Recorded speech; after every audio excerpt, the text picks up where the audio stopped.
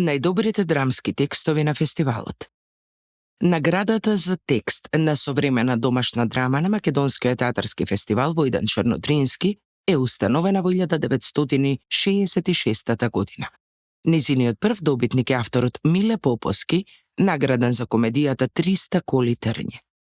Иницијативата започнува уште во 1965 година со јасна цел – поддршка и развој на домашната драмска продукција. Организаторите на фестивалот со децении нагласуваат колку е важна домашната драма за развојот на театарот, но бројките зборуваат сами за себе. Од 1966 до 2025 година се доделени само 32 награди за текст на вкупно 17 автори.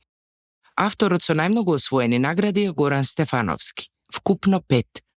Наградени се драмите Хај-фај, Дупло дно, Тетовирани души, Кула Вавилонска и Баханали.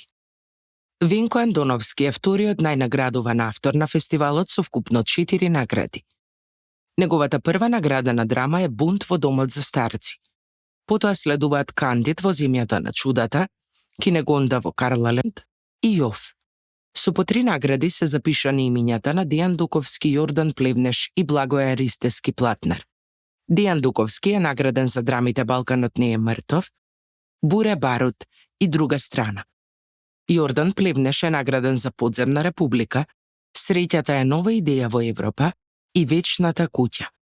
Благој Аристевски Платнер е награден за Спиро Црне, Лепа Ангелина и Летни силјане.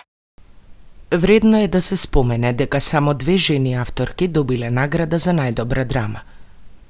Благица Секуловска за Безљубни и трудна приказна и Ана Ристоска-Трпеновска за Парови.